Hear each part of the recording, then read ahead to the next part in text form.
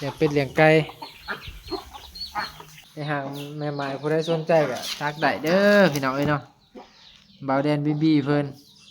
มักเขี่ยวหมาเด้อมักผู้สาวแบบเขี้ยวหมากว่าซั่นเนาะเพื่อนผมเองพี่น้องเอ้ยเนาะกระตีนก็มีเหือนหลังหนึ่งเห็นหลังหนึงมีรถอยู่2 คันน่ะมีรถจักรเนาะแต่ว่ารถจักรนี่สิเอาให้บ่จันหลายคันหนึง บ่จันสิหอบเมื่อละคันหนึง อ่า อันน่ะ แล้ว มี ก็ รถ มีรถ มีเฮือน มีหน้า มีดินนางัวควายเด้ บางคนก็มีอยู่แต่ว่าเกียมสิคายล่ะ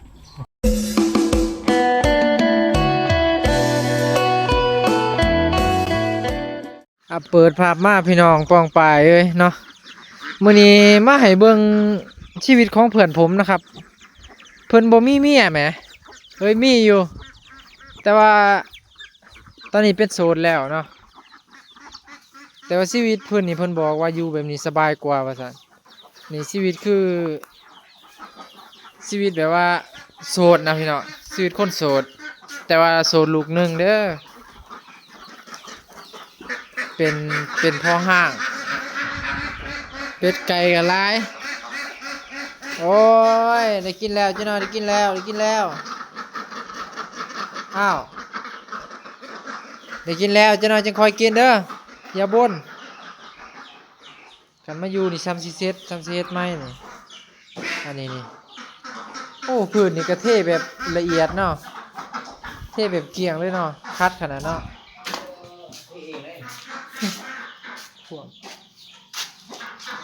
นี่พี่น้องโสดตายในหางแม่หมายผู้ใดสนใจก็ทักได้เด้อพี่น้องเอ้ยเนาะบ่าวแดนบีเพิ่น มักเขี่ยวหมาเด้อ มักผู้สาวแบบเขี้ยวหมากว่าซั่นเนาะเพื่อนผมเองพี่น้องเอ้ยเนาะโสดมาประมาณได้บ่5 เดือนบ่ได้เนาะประมาณ4 เดือนได้บ่5-6 เดือนโสดมา5-6 เดือนแล้วพี่น้องลูกติดเนาะลูกได้ฮักก็2 ปีพี่น้องเอ้ยเนาะลูก2 ปีโสดลูกหนึง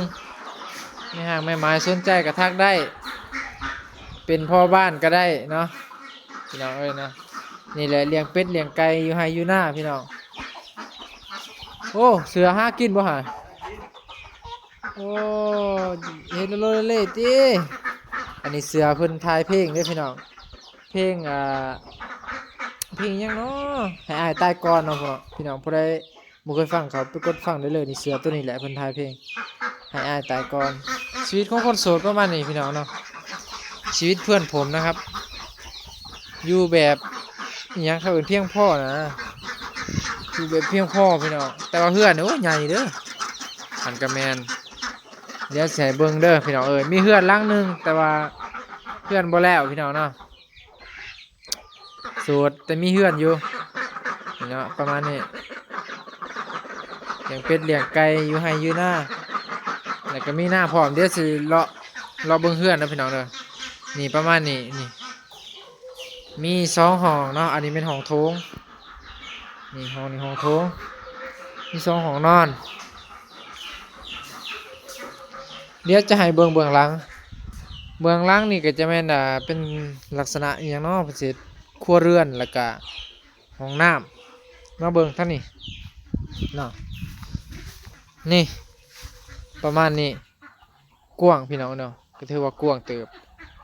แบบเพื่อนที่เพื่อนเฮ็ดนี่บ่จันมักนะมักอยู่นี่ประมาณนี้เลยเนาะเพื่อนถือว่าใหญ่เติบพี่น้องเอ้ยเนาะเพื่อนบ่แล้วพี่น้องเอ้ยชีวิตเพื่อนผมเพื่อนแดนนะครับอันนี้ห้องน้ำโอ้ประมาณนี้เลยพี่น้องเอ้ยงาไม้งาตอกฮักไซก็หลายปีเติบรีวิวชีวิตเพื่อนงามได้ร่างบักใหญ่พอแต่ว่าบ่ทันแล้วเนาะพี่น้องเนาะสิได้อยู่ซัมประมาณว่า40หรือว่า50%เนาะประมาณนั้นแหละนี่แบบนี้แหละเลี้ยงเป็ดเลี้ยงไก่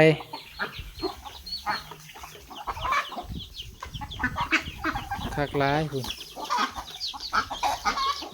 อันนี้ก็มีไก่น้อยอันนั้นมันยังแดนเป็ดหน่อยป่ะ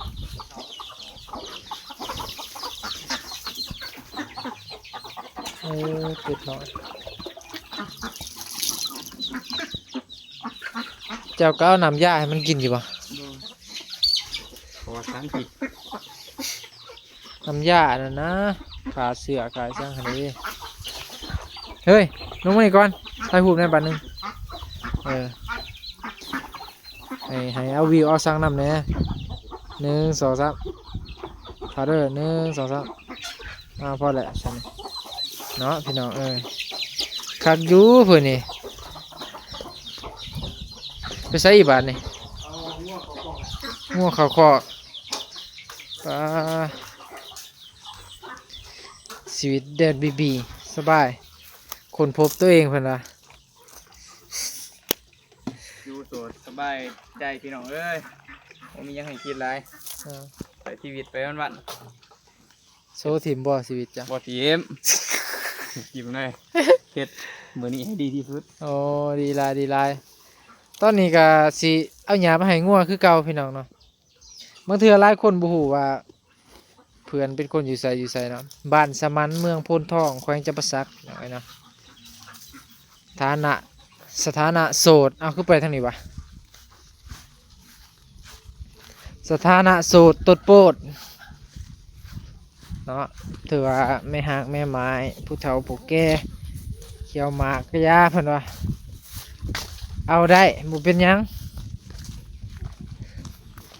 แต่ญาติบ่มีคนเอาพี่น้องเนาะ นี่จะเป็นหน้าเนาะพี่น้องเนาะ โอ้ตรงหน้างามแท้ หน้าเนาะนี่ก็ดินประมาณ30-40เฮกตาร์ โอ้ แต่ว่าหน้าเฮา500 เมตร แมนยูสะโอ้เอาตกใจเว้ย นี่แหละเนาะหน้าเพิ่นกับพอกินอยู่เนาะคันว่าผู้เฒ่าก็แห้งเลี้ยงง่ายเพิ่นว่าเนาะคือสิกินบ่ดุปานใดดอกผู้เฒ่านะอันหน้าตัวเฮามาดำนี่ได้เกี่ยวแล้วบ่เรียบร้อยแล้วเนาะส่วนข่อยมาดำหน้าหั่นนะ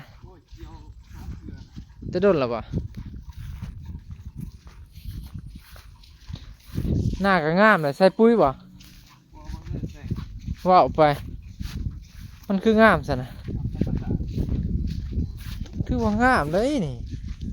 เนาะหน้างามเลยเม็ดหน้าเพิ่นเลี้ยงงัวมีงัวประมาณ10 โตวพี่น้องเนาะมีเฮือนหลังหนึงมีลูกคนหนึงผู้ใดอยากได้คือว่าหั่นแหละทักได้แดนสมันนี่หมองงัวนอนเพิ่น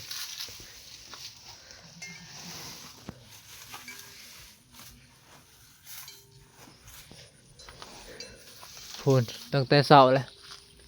ผูกไว้มาหันให้มันเลียดินงัวโซนนี่ก็จอยแน่เพราะว่าต้องได้ผูกไว้มัดไว้ย่ำให้ย่ำหน้าบ่คือบางบอนพี่น้องยกตัวอย่างอยู่ทางบ้านเบาจันทน์พุ่นก็ปล่อยได้งัวเสื้อบ่ เดี๋ยวนี้ปล่อยบ่ได้ ปล่อยได้คือกันเป็นยังสิปล่อยบ่ได้ โอ้ยบ่เรือ มาทางนั้นหันรับผิดชอบหน้าเข้าใจบ่ผู้ใดมีส่วนมีนักรับผิดชอบเอาเองเข้าใจบ่ โหทีเนี่ย มาทางนี้รับผิดชอบงัวควายตัวเองถึกแล้วรับผิดชอบงัวควาย หน้าผมมีขาดิ ฮะ หน้าอันบ่มีขา บ่มีขา แม่นเฮาก็ต้องหาพี่สอนงัวต้นมีขา ทางนั้นล้อมหัวอย่างเดียวได้ให้หนาตะกะงัวควายสีขาวนี่ระวังเอาเอง แปลก ยาก็พี่น้องเอ้ยเนี่ยนะ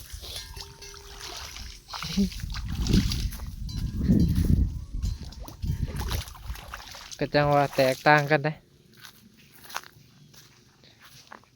แต่ว่างัวมันสิพี่ต่างกันได้เว้ยงัวควายอีหยังหั่นน่ะอย่าทั้งหย่อนเขาปล่อยไปเลย คือเจ้าเห็นแหละน้ำทางน้ำอีสางหั่นน่ะเวลาขี่ไปหั่นเห็นบ่ ดูนี่เขาเฮ็ดส่วนไหนเขาเฮ็ดหน้าดีมันก็ได้ ท่างนั้นก็เฮ็ดคือกันเฮ็ดหน้าเฮ็ดสวน ไปครับขอบ พูนแรงไปแม่เบิ้งสิบีบห้ำจะก่อนเบิ้ง ไป อ้าวสิบีบห้ำจะก่อนเบิ้งจะเก่งบ่เอามาโซนกับข่อยมาต้นนี้แต่ว่าโซนของสาว ตัวนี้แหละ เอากลับเองบ่ฮะ หยอกนี่ครับนี่ หยุดให้หยอกแน่ให้หยอกก่อนพุ่นน่ะ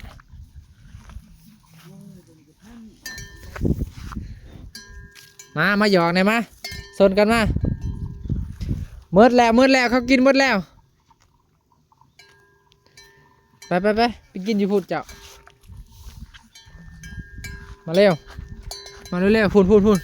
ไปน้ำหมูไป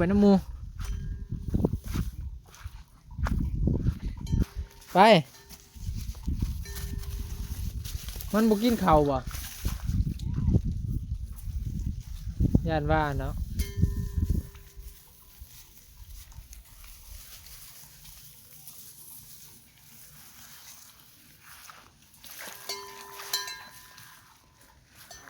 ผูกงัวพี่น้องเอ้ยเนาะบ่าวแดนบีเพิ่นชีวิตก็ถือว่าดีแหละดีเติบแต่ส่วนหนึ่งก็หนักคือกันย้อนยังพี่น้องเอ้ยเนาะเดี๋ยวสิถามเพิ่นจะหน่อยสิฮู้เรื่องราวชีวิตของแดนบี อันนี้พี่เนี่ยที่ห้องมือพี่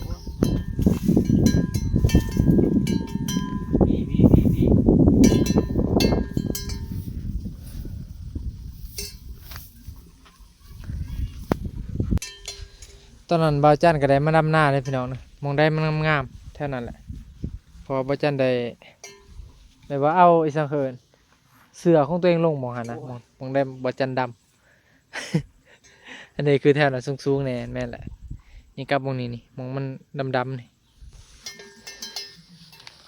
เสื้องามเขาเอิ้นเด้ ขี้มือขี้มือ กี่มื้อเอิ้นแหล้วเอาเดี๋ยวจะนอนสิถามเพิ่นเนาะพี่น้องเนาะชีวิตหลังจากโสดมานี่เป็นจะได้เด้พี่น้องเอ้ยเนาะแต่ก็สัมภาษณ์นี่แหละพี่น้องเนาะภาพบรรยายก็ได้แต่ว่าต้องได้ถามเพิ่นอีกเทื่อนึงพี่น้องเนาะเพื่อนผมครับโสดได้จักเดือนแหละ ประมาณครึ่งปีเลยพี่น้อง โสดประมาณครึ่งปี6 เดือนประมาณนี้พี่น้องเอ้ยเนาะเป็นจะได้หลังจากที่ว่าโอ้ยมันบังหน้าเฮาเนี่ยหลังจากโสดไปแล้วความรู้สึกเนาะการใช้ชีวิตเป็นแบบใดเนาะลองเล่าแบบคร่าวๆให้ฟังหน่อยเบิ่งเพราะว่าบ่จันก็ฮู้ว่าเพิ่นเคยเป็นโรคคือกันเป็นโรคซึมเศร้าเกือบเนาะเกือบตุย ช่วงแรกอะอยากมาบ้านเนี่ยพี่น้องเลย อยากรุดสติรุดเนี่ยจังหน่อยช่วงแรกๆเนาะเป็นช่วงที่ว่าคิดร้ายเนาะช่วงแรกๆเขาแน่นอนแต่ว่าต้องคิดเนาะ เนาะ หลังจากที่ผ่านเหตุการณ์นั้นมาแต่ว่าหลังจากไล่ประมาณ2-3 เดือนพี่น้องอาการมันก็สิเริ่มดีขึ้นเองพี่น้องเลยสำหรับใครที่กำลังโสดบ่ต้องย้านเด้อพี่น้องเด้อมันสิมีอาการที่เฮาโวยหาแต่ส่วงทำอิฐนี่แหละเพราะว่าเฮาเคยมีแล้วเฮาขาดหายมันไปมันก็สิเป็นธรรมดาแต่ว่าเฮาอยู่ไปโดนๆแล้วเฮาสิปรับตัวได้เองพี่น้องจนคุมื้อนี้ก็บ่อยากมีฮอดแฟนพี่น้องรู้สึกว่า ดีว่ะ รู้สึกว่ามันอยู่คนเดียวมันสบายเลยพี่น้อง โอ้แบบนั้นเนาะบ่ต้องการแน่บ่ผู้แซ่ผู้สาว ก็บางครั้งบางคราวพี่น้องแต่บ่ยึดติบ่อยากครอบครองนะ เนาะเอาถือว่าก็ประมาณนั้นพี่น้องเอ้ยเนาะอยู่เป็นโสดนี่เรากับระหว่างมีครอบครัวมีความแตกต่างแบบใด แตกต่างบ่ แม่น ตอนมีครอบครัวเนาะมันก็สิมีข้อดีข้อเสียต่างกันเนาะก็คือตอนมีครอบครัวนี่ข้อดีก็คือเฮา มีที่ว่ามีคนที่ว่าอยู่ข้างเฮาเนี่ยมีหยังปรึกษากันบางเทื่อให้กำลังใจกันเนาะในยามที่ว่าเมื่อยในยามหยังก็มีข้อดีอยู่ข้อเสียก็คือ คนเฮาอยู่ร่วมกันมันก็มีแบบอาการหึงหวงกันเนาะข้อเสียคือว่ามันก็ บ่เข้าใจ แม่นบางเทื่อบ่เข้าใจกัน หรือบางเทื่อก็ว่าแบบสิว่าแนวใดดี มีทะเลาะ พี่เถียงกันธรรมดาแหละ เนาะ ครูฮักกันเนาะนั่นก็คือข้อเสียมัน แต่ว่าการที่ว่าเป็นโสดนี่คือข้อดีก็หลายเด้อพี่น้องคือเราได้อยู่คนเดียวได้ใส่ชีวิต อิสระพี่น้อง อิสระ แม่น ว่าไงซะ เขาอยากเฮ็ดหยังเขาก็ได้เฮ็ดนะบ่ได้มีไฟที่ต้องมาคอยห้ามคอยว่าเฮาเนาะแต่ว่าก็คือเฮาก็คือผิดพลาดมากกับ อยู่กับตัวเอง อยู่กับ บ่มีไฟต้องให้เราสู่ฟังเนาะ นะ ต้องแก้ไขเองทุกอย่างพี่น้อง บ่เดือดร้อนครอบครัวบ่ ฮะบ่ ปัจจุบันนี่ได้ ก็บ่เดือดร้อน เนาะอาจจะได้ยังคุยอยู่บ่กับแฟนที่เลิกลากันไป บ่เนาะบ่ได้คุยนะข้อยเป็นคนที่แบบว่าถ้าเลิกลากันไปแล้วคือสิบ่ยุ่งเลยเนาะ ลูกได้ซะ ลูกก็ไปหาปกติ ลูกอยู่นำไผ นำแม่เฒ่าอาทิตย์หนึง2อาทิตย์ไปเทื่อนึง อ่า ไปเยี่ยมลูก ถือว่าแบบว่าหมู่เนาะสมัยนั้นเฮ็ดเพลงนำกัน2 ปีแล้วเนาะได้แล้วบ่2 ที่เขาปีที่2 ปีที่2พี่น้องเนาะถือว่าก็ได้เลิกลากับเมียกับแฟนไปที่เรียบร้อย แฟนไปน่าจะเป็นที่เดียวอยู่ไทยเนาะปัจจุบันเนาะ น่าจะ น่าจะ ก็บ่มั่นใจคือกัน เห็นบ่อยู่เฮือนเวลาไปเอาลูก บ่เห็น พี่น้องเอ้ยนี่แหละประสบการณ์ ส่วนเบาโสดนี่มีหยังแหน่ตอนนี้คิดว่าถ้าว่ามีผู้สาวมาจีบ โอ้คือสิบ่มี เอาดี ผู้สาวนี่คือสิบ่มีอะพี่น้อง ๆบ่ทรัพย์สิน ทรัพย์สินบ่ทรัพย์สินก็มีเฮือนหลังหนึง เห็นหลังหนึง มีรถอยู่2คัน น่ะ มีรถจักรเนาะ แต่ว่ารถจักรนี่สิเอาให้บ่จันหลายคันหนึง บ่จันสิหอบเมื่อละคันหนึง อ่า อันน่ะ แล้ว มี ก็ รถ มีรถ มีเฮือน มีหน้า มีดินนางัวควายเด้ บ่ค่อยก็มีอยู่ แต่ว่าเกียมสิขายล่ะ เก็บสิกันเพิ่นมีน้องผู้หนึงเนาะ แม่น เพิ่นเป็นอายกกพี่น้องเอ้ยเนาะก็ถ้าว่าผู้ใดอยากจีบอยากคุยก็ได้บ่ ฮะ ได้บ่สมมุติว่า ก็คุยได้อยู่ส่วนนี้ แต่ว่าก็ยังบ่ทันพร้อมที่ว่าจะ จะเอาเนาะ แม่น เบิ่งกันไปนี่ได้พี่น้องเอ้ยเนาะ แม่น นี่คือชีวิตโสดของหนุ่มโสดว่าซั่นซะที่ว่ามีลูกหนึงพี่น้อง บ่ลูกติด บ่าวลูกติดนั่นแหละเนาะ สมัยนี้ก็หลายเติบนั่นแหละเนาะมันนี่แหละพี่น้องชีวิตมันแตกต่างกันสังคมซุมื้อนี้ต้อง แม่นไปตามสังคมพี่น้องเอ้ยซุมื้อนี้ที่ว่าคนยาห่างนี่ก็เปอร์เซ็นต์นี่สูงนะ สูงย้อนความเข้าใจกันเนาะหลายๆอย่างนั่นแหละ หลายอย่าง ว่าจันเองก็ยังมีคือกันเนาะบางเทื่อคิดเถียงกันเกลียดกันเป็นธรรมดา แต่ก็บ่ถึงขั้นที่จะห่างกันเนาะคันมันบ่ผิดกัน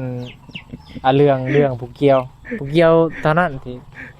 ที่เป็นนั่นนะสมมุติว่าเรื่องผิดเถียงกันถึงขั้นอย่าห่างมันบ่มีเนาะตัวนี้มันบ่จันยอมรับว่าบ่มีสำหรับคลิปนี้บ่จันก็สัมภาษณ์หมู่พี่น้องเอ้ยเนาะเพราะว่าเป็นห่วงเด้ใช้ชีวิตโสดแบบใดบางเทื่อก็บ่แม่นนะอย่าเว้าแบบนี้ บ่มีดอกพี่น้องเอ้ยเนาะมาถามหมู่เป็นห่วงเพราะว่าช่วงหนึงหั่นสิมักปรึกษากันตลอดเนาะเพราะว่าคนเป็นคือกันเด้เนาะเพิ่นก็ปรึกษาเฮาก็คุยกับเพิ่นปรึกษากันไปกันมาเนาะต่างคนต่างแบบถามไทยกันย้อนหยังจังว่าจังซั่นมันลงไสบ่ได้พี่น้องบ่มีไผเข้าใจดอก แม่นแต่ว่าชีวิตโสดก็ดีหลายอย่างพี่น้องเอ้ย อ้าว สำหรับใครที่โสดก็บ่ต้องเหงาดอกเนาะพี่น้องเนาะกลับมาหาตัวเองพี่น้องตอนนี้ก็กลับมาหาตัวเองหลายเติบพี่น้อง เนาะจนน้ำหนักขึ้น 7-80 โลหักตัวเองโพดบ่ หากตัวเองโคตร ตามนั้นพี่น้องเนาะสำหรับคลิปนี้บ่าวจันก็ขอตัวลาไปก่อนเด้อพี่น้องเนาะพอกันใหม่คลิปหน้าบ๊ายบาย